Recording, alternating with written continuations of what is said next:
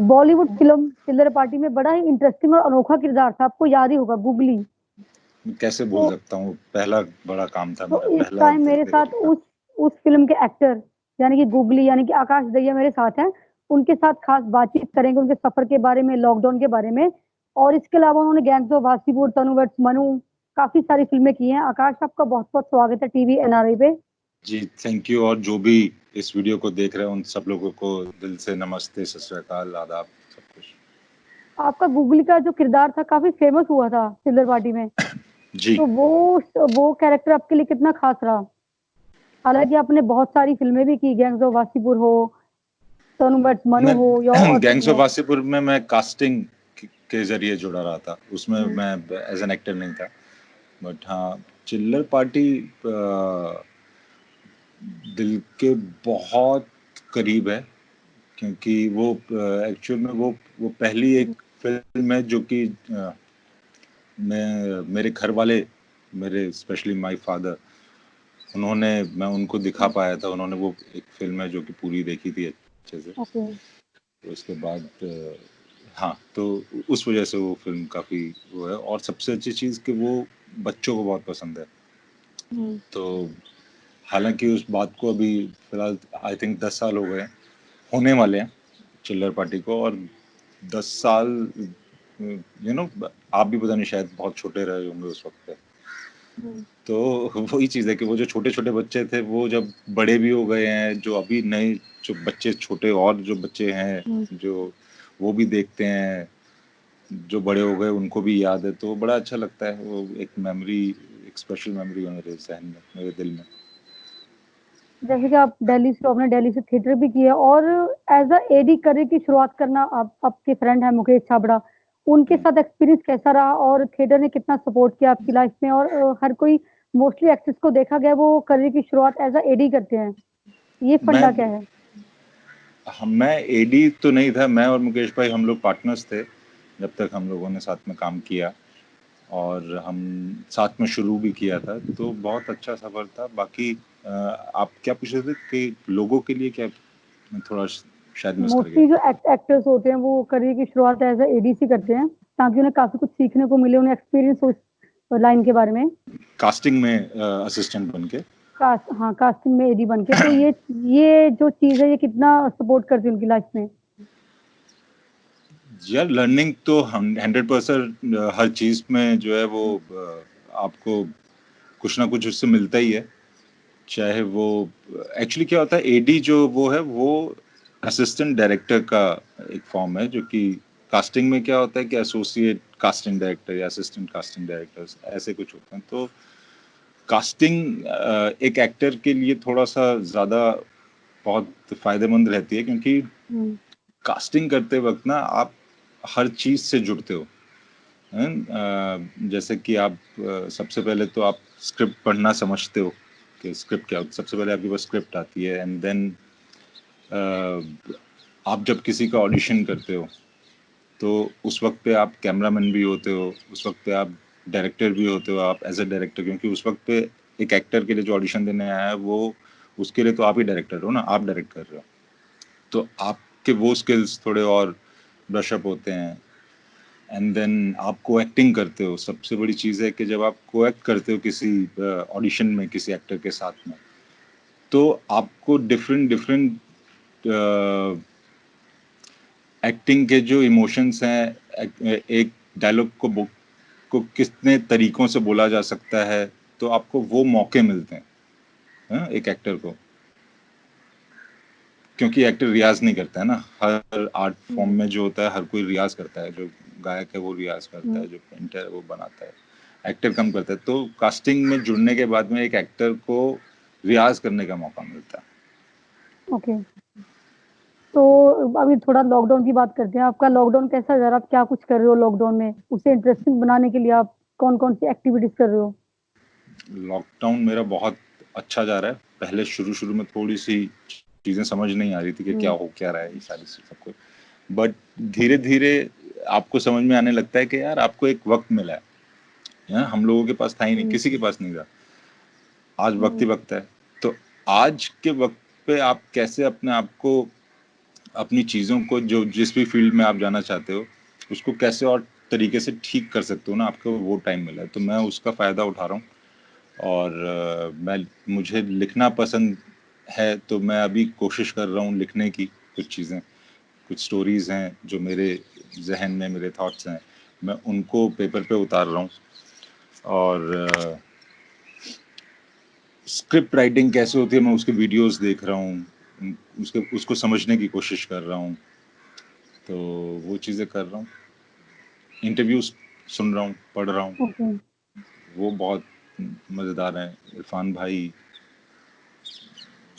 अभी ऋषि जी, इरफान जी वो हुँ, नहीं रहे तो हुँ, एक एक स्कूल हुँ, जो था वो इस एक तरीके से हम लोगों के लिए बंद हो गया कि हमें नहीं पता कि अभी आगे वो हुँ, क्या क्या देने वाले थे ना, बहुत कुछ देने वाले थे। तो अभी एकदम से जब वो चीज़, एक इंस्टीट्यूट एक्टिंग का जो मैं मानता हूँ शायद मेरे लिए रहे हैं वो, उनको जितना करीब से मैंने देखा, तो वो चीज़ बंद हो गई। तो अभी मैं वापस जा रहा हूँ कि उन्होंने अपनी बहुत सारे इंटरव्यूज में और बहुत सारी चीज़ों में उन्होंने क्या क्या क्या कहा था एक्टिंग से रिलेटेड, लाइफ से रिलेटेड चीज़ों से। तो मैं कोशिश कर रहा हूँ कि जो जो उन्होंने बोला कुछ मिस कर गया हूँ तो मैं उसको वापस लूँ।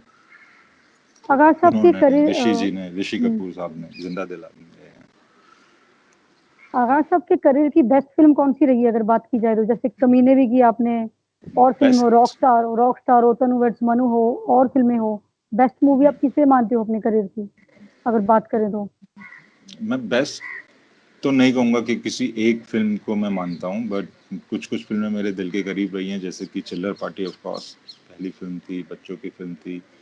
एंड देन डी डे जो है वो मेरी लाइफ की बहुत बेहतरीन फिल्म रही है। उसमें मुझे मौका मिला इन सब लोगों के साथ काम करने का, ऋषि जी, इरफान भाई, बहुत कुछ सीखने को मिला एक बड़े सेट पे।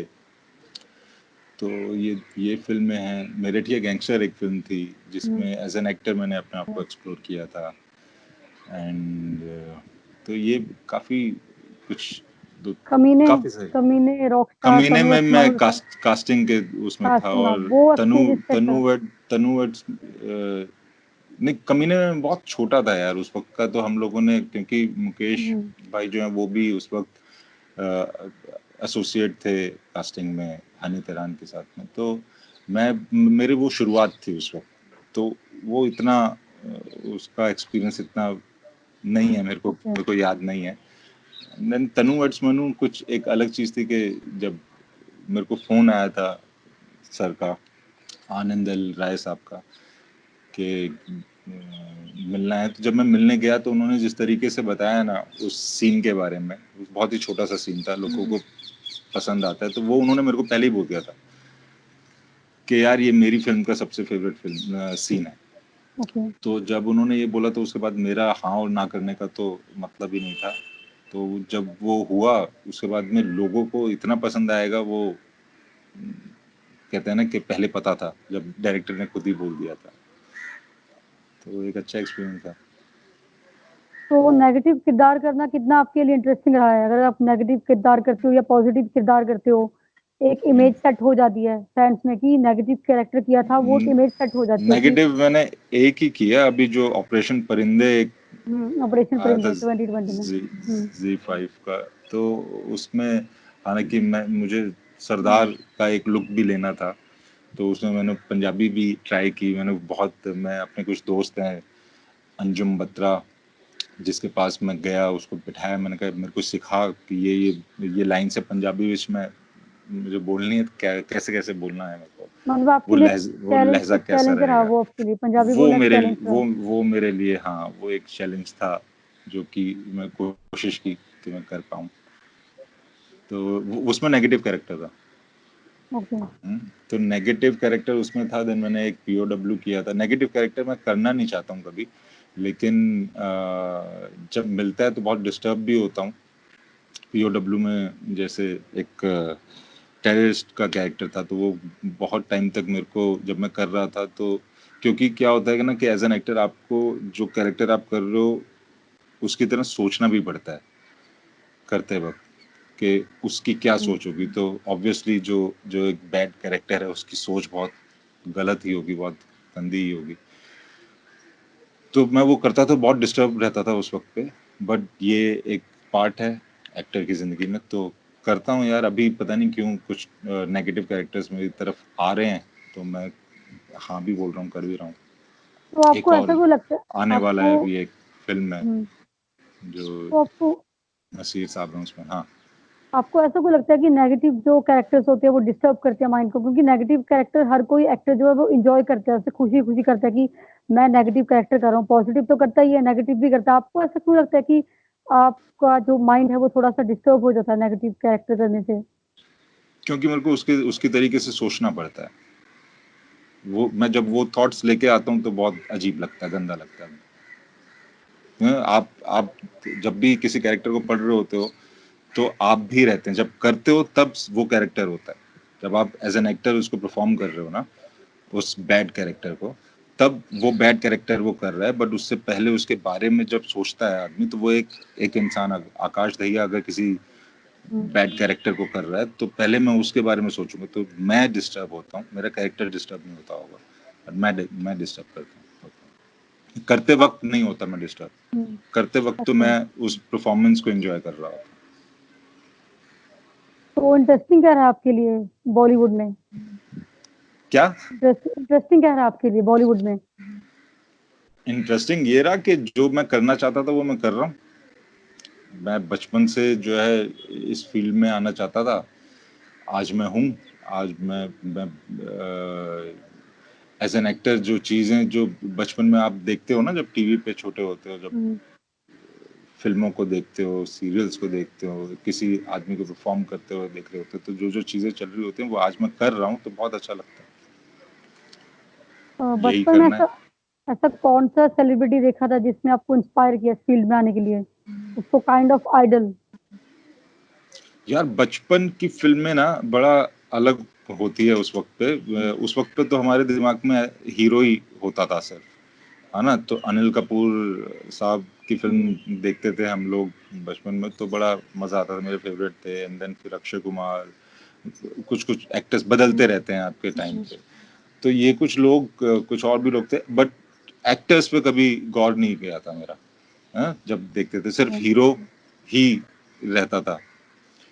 तो किसी ने इतना, तो उस वक्त तो मैं भी अनिल कपूर बनना चाहता था, या अक्षय कुमार या ये लोग, बट जब मैं थिएटर मैंने शुरू किया, तब मेरा एक और तरफ भी ध्यान गया, जो कि जो ये कला है, ये आर्ट है, इसकी तरफ ध्यान गया। ओके। क्योंकि तब उससे पहले तक मेरे दिमाग में कुछ एक्टिंग का वैसे वाला नहीं था। उससे पहले तो वो फेम और वो सारी चीजें जो है ना, वो खींचती है आपको सबसे पहले। ओके। फिर आपको समझ में आता है कि नहीं, इसके इस फेम के अंदर आपको कुछ चीजों को, अपने आप को ठीक करना पड़ेगा, तब वो शायद फेम आएगा, अदरवाइज आप सिर्फ देखते ही रह जाओगे। एक वर्ड है बॉलीवुड में, काफी ट्रेंडिंग में है काफी टाइम से, star war, cat fight. Star fans war. जब भी स्टार वॉर हो या कैट फाइट हो एक्ट्रेसेस में, मतलब जब भी फैंस उनके देखते हैं, चहेते देखते हैं कि हमारे फेवरेट स्टार की स्टार वॉर हो रही है, हमारी फीमेल स्टार की कैट फाइट हो रही है, ये चीजें कितना माइंड को डिस्टर्ब करती है फैंस की या कॉमन पर्सन की लाइफ में, कितना कौन से स्टार जो, की फाइट होती हो रही होती मतलब हम नाम नहीं लेंगे, स्टार वॉर होती है ना है? मैं जैसे क्यों स्टार नाम की, लूं? अब नाम नहीं, मतलब आपके व्यूज है ऐसा कि स्टार वॉर, ये जो वर्ड है स्टार वॉर है या कैट फाइट है, ये फैंस को डिस्टर्ब कर देता है कि हमारे चहेते की आपस में आर्गुमेंट हो, कुछ भी हो, किसी बात को लेकर इतना उनको इतना घुस इतना मैं तो फैंस से फिर यही कहूंगा कि फैंस को इतना घुसना ही नहीं चाहिए उनकी लाइफ में। हम्म, आपके खुद के परिवार में जो चीजें चल रही है ना, उसको ही हम लोग सॉर्ट आउट कर लें तो बहुत है। बाहर के किसी और के उसमें क्या पता सच है कि झूठ। सच और झूठ तो आपको अपना ही पता है ना, अपने अराउंड में जो है आपके बीच में क्या चल रहा है। तो वो तो फिल्मी नगरी है, फिल्मी दुनिया का, तो कुछ कुछ सच होता है, कुछ कुछ झूठ भी होता है। आकाश आप ऐसा ऐसा यार मैं कौन बहुत सीरियस सी बातें करता हूँ, तो है ना, मैं थोड़ा सा तो पता नहीं। नहीं नहीं ठीक है, कोई बात नहीं, मुझे भी अच्छा लग रहा है आपसे बात करके। ऐसा कौन सा किरदार करना चाहोगे आप जो डिफरेंट हो, एकदम हटके हो, अभी तक किसी ने किया ना हो, क्योंकि तरह-तरह के जो एक्टर्स हैं वो हर तरह का किरदार करें, चाहे हिस्टोरिकल कैरेक्टर हो, किसी की बायोपिक हो, तो ऐसा कोई किरदार है आपका माइंड में जो आप करना चाहते हो? मेरे माइंड में है ऐसे किरदार तो बहुत सारे हैं, बहुत सारी चीज़ें आप करते हो, हुँ, लेकिन कुछ-कुछ क्या होता है किसी-किसी की पर्सनैलिटीज़ होती हैं, जिनसे आप इम्प्रेस्ड होते हो, है ना? तो जैसे कि मुझे भगत सिंह का करने का बड़ा मन रहा था। मैंने किया वो। मैं 2 हुँ, दिन के लिए मेरे को वो अपॉर्च्युनिटी मिली थी जब मैं हुँ, अ, उस आदमी वो जैसे हम लोग बात कर रहे थे ना कि आपको उस ज़हन जब आप बैड कैरेक्टर करते हो तो हुँ, आपको उसकी तरह सोचना पड़ता है। हुँ, ऐसे ही जब भगत सिंह जब मैं कर रहा था तो मुझको उस वक़्त के लिए उनके जैसा सोचने का मौका मिला और वो बहुत खूबसूरत था यार। तो मैं वो करना चाहता था, मैंने वो किया।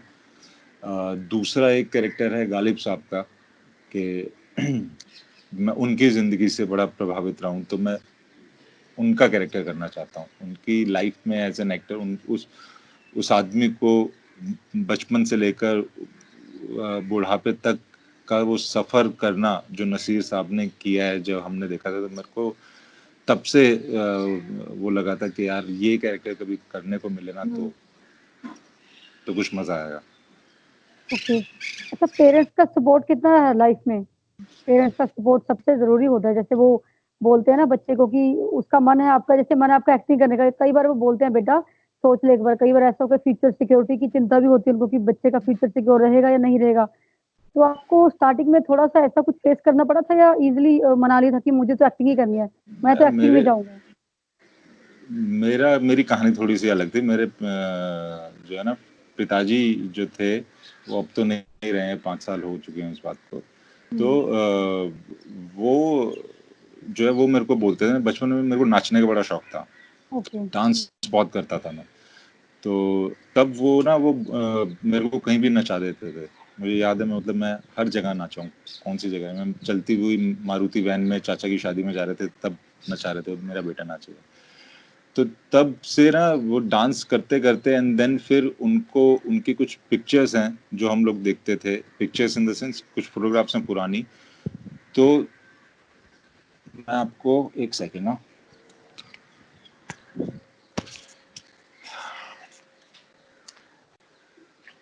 तो ओके, ये इज़ माय फादर। ओके। तो आप वो देख सकते हो कि हुँ, किस तरीके से उन्होंने वो पिस्टल लेके फ़ोटो खिंचाई हुई है, तो उनको बड़ा शौक था। हुँ, हाँ ना? तो मुझे लगता है कि मुझे भी उनकी वज़ह से जो है ये शौक पड़ा और जब मैं छोटा था तो वो पहले से बोलते थे कि मेरा बेटा एक्टर बनेगा, तो उस वक़्त पे तो नहीं समझ में आया था। बट मेरे ज़हन के अंदर दिमाग में चल रहा था कि एक्टर बनना है और मेरे को मूवीज़ की तरफ जो है देखने का शौक हुआ, अच्छा लगने लगा। तो मेरे को लगा कि यार ये जो बोला इन्होंने कि एक्टर बनना है, ये मेरे को बड़ा अच्छा लग रहा है। तो वो चीज़ मेरे दिमाग में उस वक़्त बैठ गई थी, मेरे को एक्टर बनना है। और वो जब मैं बड़ा हो गया 17-18 साल का हो गया तो तब 18-19 साल के बाद में उन्होंने बोला कि बेटा जो थिएटर करना पड़ता है उसके लिए, तो एनएसडी का नाम बताया हुँ, तो वहाँ पर जब मैं गया तो सपोर्ट था, खैर हम लोग जो बात कर रहे थे कि पेरेंट्स का सपोर्ट था, लेकिन जैसे ही वो थिएटर शुरू हुआ तो थिएटर क्या करता है कि जब आप किसी चीज़ को प्यार करते हो ना तो आप उसके अंदर घुस जाते हो और जब आप घुस जाते हो तो आपसे कुछ चीज़ें छूटने लगती हैं, लाइक आपकी फैमिली छूटने लगती है बहुत सारी। और थिएटर क्या करता है कि पैसा नहीं देता है। तो मेरे फादर को शायद ये चीज़ लगने लगी थी कि यार ये कहीं गया लगता है अब, हुँ, है ना? तो अब पता नहीं कितनी ठोकरें खाएगा, क्या करेगा, क्या नहीं करेगा। लेकिन उनका वो सपोर्ट भी मिलता रहता था, लेकिन वो डराते भी रहते थे कि इससे होगा क्या, इससे होगा क्या? तो वो एक ताकत बनती रही और थिएटर शुरू हुआ, थिएटर किया। फिर बॉम्बे आ रहा था तो बॉम्बे आने के लिए मना कर दिया था। पापा ने बहुत सारे रिश्तेदारों को बुला लिया था कि इसको बोलो, क्योंकि वो डरते थे कि बॉम्बे में जाएगा तो बड़ा भोला-भाला सा है, इसको कोई भी लूट लेगा। तो वो उनके डर को धीरे-धीरे मैंने कम किया और कुछ काम करने लगा तो उनको अच्छा लगने लगा। उन्होंने फिर कुछ फ़िल्म्स देखी जैसे चिल्लर पार्टी और डी डे, तो उनको बहुत अच्छा लगा। तो जैसे वो समझते थे फादर या मम्मी हमेशा सपोर्ट करती थी, वो कहती मेरा ओके, बेटा जो करना चाहता है वो मम्मी करेगा, तो हमेशा सपोर्ट ही करती है, फादर थोड़ा सा सपोर्ट ही स्ट्रिक्ट होते करते हैं। हैं, तो वो हाँ, हुँ, तो ये दोनों का मिश्रण होना भी आई थिंक ज़रूरी होता है। तो उनको ये लगा होगा कि आप एक इनोसेंट हो, एक को जब आप एक को बॉम्बे डराना, जाओगे तो आप उनको ये लगा होगा आपके तो फादर को कि लूट आप इनोसेंट लेंगे, हो। हाँ, तो मैं कुछ इनोसेंट हूँ, हाँ, उनको लगता इंसि था। इंसिडेंट हुआ था ऐसे स्टार्टिंग में जब आप बॉम्बे गए थे, अपने करियर की शुरुआत की थी, कुछ हुआ था ऐसा? कुछ भी जिसका नहीं था डर यार, मैं और हाँ, कुछ भी नहीं था। जिसका डर था वो चीज़ क्या था कि मैं कभी भी बॉम्बे आया नहीं था, मेरे को पता नहीं था, और मैं हुँ, बॉम्बे क्या, मैं घर से बाहर कभी अकेले रहा ही नहीं था। तो मैं जब आया तो मुझे मैंने अपने आप को बहुत सारे इंसिडेंट ऐसे तो कुछ मेरे साथ में ऐसा कुछ नहीं हुआ कि किसी ने मेरे को पागल बनाया या कुछ वो किया। बट बहुत सारी दिक्कतें होती है ना जब आप बॉम्बे में होते हो, जब आप काम कर रहे होते हो, तो आपको अपने पेरेंट्स को भी ये समझाना है। तो मैं झूठ बोलता था कि नहीं यहाँ पर सब सही है, मैं एक अच्छे आलीशान घर में रह रहा हूँ, बढ़िया है ये है। जबकि वो एक पत्थर वाला घर था उस वक्त पे, जब बिल्कुल बिगनिंग में जब मैं आया था। तो हुँ, वो मुश्किलों का सामना करते करते अपने आप ठीक होता रहा सब कुछ। इंसिडेंट्स बॉम्बे में ऐसे कुछ मेरे साथ में ऐसा कुछ वो नहीं हुआ। ओके। किसी वो उनको लगता था कि मैं इनोसेंट हूँ, मैं हुँ, इतना नहीं हूँ। हुँ। पापा को लगता था। तो ये जो एक्टिंग अकेडमीज़ है या एनएसडी बताया आपने, जैसे नेशनल स्कूल ड्रामा, ये हम्म, कंपल्सरी है एक्टर बनने के लिए, या टैलेंट तो आप कहीं से भी ढूँढ ढूँढ सकते हो? टैलेंट तो आपको चलते-फिरते आप ट्रैवल कर रहे हो, आपको कहीं भी मिल सकता है कि ये टैलेंट है बंदे में। टैलेंट की कोई उम्र नहीं होती है, टैलेंट चाहे गरीब हो, अमीर हो, को कुछ भी देख सब बस बंदे में जो एक टैलेंट होना चाहिए। इसके बारे में आपके हाँ, क्या व्यूज़ हैं एज़ एन एक्टर? टैलेंट होना चाहिए। उसके बाद जो हम लोग रियाज की बात कर रहे थे ना, वो प्रैक्टिस बहुत जरूरी है। टैलेंट है, हुँ, वो एक एक टैलेंट है रहेगा, वो उतना ही हुँ, रहेगा। बहुत सारे लोगों में उतना ही होता है। लेकिन जब आप उस आर्ट को, उस टैलेंट, जिस भी आर्ट के लिए वो टैलेंटेड है, उसको आपको समझना बहुत ज़रूरी होता है। हुँ, तो उसके लिए कोई इंस्टीट्यूट तो मैं नहीं कहूँगा किसी का कि कोई इंस्टीट्यूट ज़रूरी है, लेकिन हुँ, हाँ, वो प्रैक्टिस ज़रूरी है। वो उसको समझना बहुत ज़रूरी है। चाहे वो आप किसी इंस्टीट्यूट में जाके करो, चाहे वो आप किसी इंडिविजुअल थिएटर ग्रुप में जाके करो, जैसे मैंने किया। तो अगर आप सीखना चाहते हो, तो आप कहाँ से कैसे सीखना चाहते हो, वो सबसे ज़रूरी है। स्टूडेंट होना ओके। बहुत ज़रूरी है। ये इंस्टीट्यूट आप किसको मानते हो वो अलग बात है। मैं थोड़ी देर पहले इरफान भाई को बोल रहा था इंस्टीट्यूट, तो वही चीज़ है कि आप किसमें कौन सा इंस्टीट्यूट ढूंढते हो, समझते हो, वो अपनी एक चीज़ होती है। गॉडफ़ादर किसको मानते हो आप अपना फ़िल्म इंडस्ट्री में, बॉलीवुड में? गॉडफादर, जैसे गॉडफादर तो मैं इंडस्ट्री किसी का को नहीं मानता। गॉडफ़ादर मोस्टली सलमान खान को कहा जाता है, वो जब भी कोई नया एक्टर आता है उसको लॉन्च करते हैं, मेरा कोई उसको एक मेरा सपोर्ट। मेरा आपको ऐसा कभी अभी तक लगा तो हो कोई कि आया मेरा कोई नहीं। आपको ऐसा कुछ लगा हो कि मेरा ये गॉडफ़ादर है? अभी तक तो कोई मिला नहीं। ओके। मुझे पसंद बहुत लोग हैं। हुँ, जैसे जैसे मैं उनके काम को बड़ा मानता हूँ, बहुत सारे लोग हैं, बहुत सारे हैं यार, नाम एक्टिंग गिनते में आप रहेंगे। ऑब्ज़र्व ऑब्ज़र्व किसको करते हो एक्टिंग में? ऑब्ज़र्व किसको करते हो? ऑब्ज़र्व। एक्टिंग में मैं बहुत सारे एक्टर्स को ऑब्जर्व करता हूँ। एक्टर्स की बात कर रहे हैं ना, एक्टर्स। किन एक्टर्स को ऑब्जर्व करते हुँ, हैं? तो ऑब्वियसली इरफान भाई तो है ही हैं, और मैं कैरेक्टर्स में अपने अनुपम खेर साहब, ओमपुरी साहब, हुँ, बहुत सारी फिल्में नसीर साहब की है, पंकज कपूर जी की कुछ फिल्म उनका, और पुराने टाइम में बोल रहा है, हम लोग वही है कि एक्टर को ना हर चीज में जाना पड़ता है ना, कि हुँ, पहले के वक्त में जो बहुत कितने रियल एक्टर्स थे, क्योंकि अभी बदल चुका है सिनेमा, वो रियल वाला जोन आ चुका है, तो मैं सिर्फ उन्हीं की बात कर रहा हूँ। तो ये कुछ लोग हैं।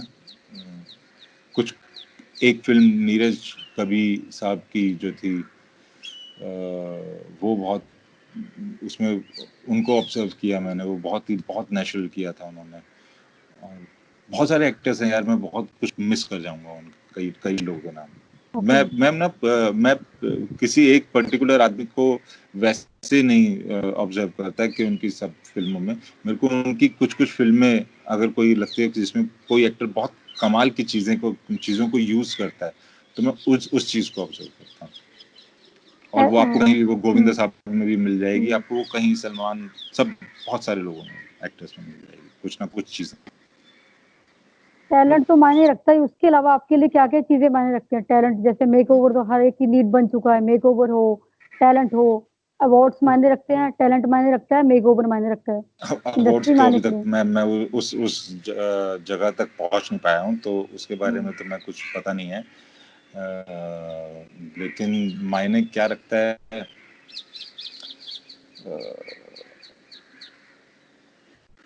सच्चा होना मायने रखता है अपने क्राफ्ट के प्रति। ओके। सच्चे हो तो सब समझ में आएगा। जहां अपने आप को, जो आपने झूठ बोला ना कि नहीं नहीं मेरा ये चीज तो ठीक है, हो जाएगा, बट आपको पता है कि वो वहां पर कुछ एक आपकी कमी है जिसको आपको ठीक करना चाहिए, उसको इग्नोर नहीं करना चाहिए, तो वो सच्चा होना बहुत जरूरी है। चाहे वो आपकी पर्सनैलिटी पे हो, जैसे मेरा बहुत बार मेरे को लगता है कि मेरे को शायद कुछ चीज़ों पे अपना ध्यान देना चाहिए, तो मैं वो कोशिश करता हूँ। और कभी क्राफ्ट में लगता है कि मेरे को ये इन इन चीज़ों पे मेरा थोड़ा सा कमी है। कुछ लोगों को हंसने में होता है, किसी को रोने में होता है, किसी को ट्रेजेडी, किसी को कुछ इमोशंस, तो बहुत सारे इमोशंस है ना, तो आपको इमोशंस में किस चीज़ में आपकी कमी है, आपको उसके ऊपर काम करना चाहिए। तो वो सच्चा होना वो ज़रूरी है। ओके। आज के जो युवा पीढ़ी या यूथ है, उनको एक्टिंग की बड़ी वो है कि हम एक्टिंग लाइन में जाएं, एक होड़ है। लेकिन कुछ लोग इसको समझते कि एक्टिंग तो आसान, एक्टिंग हो जाएगी, उन्होंने मजाक समझ रखा है कि हाँ हम एक्टिंग लाइन में जाएंगे। पैसे के लिए काम करना जरूरी है या अपना टैलेंट भी कुछ चीजें मायने रखती है कि बंदे में टैलेंट है, बंदा अच्छी जो सच्ची मेहनत मेहनत के साथ काम करे? कुछ लोग समझते कि हाँ एक्टिंग में चले जाएंगे, पैसे देके अपना काम करवा लेंगे, हो जाएगा। ये नहीं इस होता ना, बारे में क्या? लेकिन ऐसा होता नहीं है, और जब होता है तो वो चलता नहीं है। तो फिर वही चीज है कि वही सच्चा होना, कि आपको आपको टैलेंट, आपको उस आपके अपने उस क्राफ्ट को समझना बहुत जरूरी है जिसमें आप जा रहे हो। पैसे से या किसी भी तरीके से आप जा रहे हो, अगर वो गलत नहीं है, चाहे पैसों से जाओ, आपको चांस मिला ना, चांस एक बहुत बड़ी चीज होती है। तब उस वो चांस तो मिल गया, लेकिन उसके बाद क्या, आगे का क्या? तो चांस जो होता है, जो टैलेंटेड जिनकी बात आप कर रहे हो सो कॉल्ड, तो वो टैलेंटेड लोगों को काम नहीं मिलता है, बहुत बार चांस नहीं मिलता है। जिनको चांस मिलता है उनके पास वो टैलेंट नहीं होता है। तो आपको वो सबके ऊपर काम करना बहुत जरूरी है। तो आकाश आपने फिल्म के अलावा एड्स भी की। एड्स कितना आपको, एड्स में बहुत कम कितना की। जो एक, हाँ बहुत कम की, चाहे कम की आपने, लेकिन की एक लगता है कहीं ना कहीं एक इम्पैक्ट छोड़ के जाती है। चाहे आप जैसे फिल्म में हम कोई एक्टर एक सीन करे या मैं 2 सीन करे। कोशिश करता हूँ कि मैं वही वही ऐड मेरे नसीब में अभी तक तो आई है यार। मैंने कुछ 3-4 एड्स की हैं, और वो कुछ ना कुछ मैसेज देके जा रही हैं। वो स्क्रिप्ट ऐसी होती हैं, तो मैं कोशिश करता हूँ कि मैं वही करूँ। और वो बड़ा एड्स बड़ा मुश्किल काम है, उसमें एक्टिंग करना बड़ा, क्योंकि आपको सेकंड्स में अपने आप को, अपने उस स्क्रिप्ट को समझाना होता है एज एन एक्टर, तो बड़ा मुश्किल होता है वो। ओके। 5 सेकंड में आपको 2 इमोशंस देने हैं, किस तरीके से क्या करना है, तो वो भी वही चीज़ है कि वो समझना बहुत अलग है। तो वो भी लॉकडाउन के बाद आपके क्या प्लान्स क्या आपके? अभी लॉकडाउन लॉकडाउन बढ़ चुका है 17 मई तक, तो उसके बाद कुछ सोचा होगा कि मैं ये करना है, मुझे ये करना है? यार यही करने आए थे, यही करना है, एक्टिंग का ही है। अभी फिलहाल प्रोजेक्ट्स जो थे वो तो जैसे दिल्ली क्राइम सीजन 2 अभी आएगा। उसका सबसे बड़ी बात है कि उसकी शूटिंग कंप्लीट हो गई लॉकडाउन से पहले, बिल्कुल कट टू कट शूट खत्म हुआ था उसका। तो उसका इंतजार है। बाकी मैंने बताया, मैं लिख रहा हूँ, तो मुझे उसमें मजा आ रहा है। मैं एक थॉट है जिसको जिसको लिखने में मेरे को बड़ा मजा आ रहा है, तो मैं कोशिश करूंगा कि मैं वो बनाऊं। ओके। तो जाते बाकी जाते, जो आएगा वो आएगा। तो जाते जाते अपने फैंस के लिए कोई अपनी मूवी का मेरे फेवरेट डायलॉग बोलते जाइए। एक एंडिंग होती है ना, परफेक्ट एंडिंग बोलते हैं जिसको। वो आप करते जाइए। हाँ। मेरे ऐसे कोई डायलॉग्स मुझको याद नहीं है, बट और फैन्स नहीं, मैं तो वही कहूँगा कि जो भी चाहने वाले हैं, जो भी चाह रहे हैं, वो यार अभी बहुत अच्छा मौका मिला है, मैं ये बोलना चाहूँगा कि ये जो लॉकडाउन हुआ, ये सारी चीज़ें जो हुई है, इसमें हर कोई अपने क्राफ्ट को जो अगर हमारी फील्ड से है, तो वो अभी मौका है कि उसके ऊपर ध्यान दे, उसके ऊपर काम करो, बहुत ज़रूरी है, तो वो फ़ायदा ज़रूर देगा आगे। ओके। तो वो तो काम करना चाहिए अभी। अभी ये नहीं कि अरे यार मैं क्या करूँ, घर के अंदर बैठ गया हूँ, बैठ गई हूँ, मेरे को बाहर जाना है, मेरे को दोस्तों से मिलना है, मेरे को ये करना है, वो करना है, वो तो कर ही रहे थे ना हम पहले, और वो लॉकडाउन के बाद करेंगे। अभी हमको जो भी हम लोग काम करेंगे इस वक़्त पे अपने अपनी चीज़ों पे, चाहे वो आपका एक्टिंग से रिलेटेड हो या आपका फिज़िकली आपकी किन्हीं चीज़ों से रिलेटेड हो, तो वो सब कुछ जो है ना, वो फ़ायदा देगा लॉकडाउन के बाद में। ओके। मुझे भी देगा, ऐसा लग रहा है मुझे। तो काफ़ी ये काम कर रहा हूँ। तो ये थे मेरे साथ बॉलीवुड एक्टर आकाश दहिया, जिन्होंने लॉकडाउन के बारे में भी बातचीत की और अपने फ़िल्मी सफ़र के बारे में बड़ी दिलचस्प बातें हमसे की। बने रहिए टीवी एनआरआई के साथ।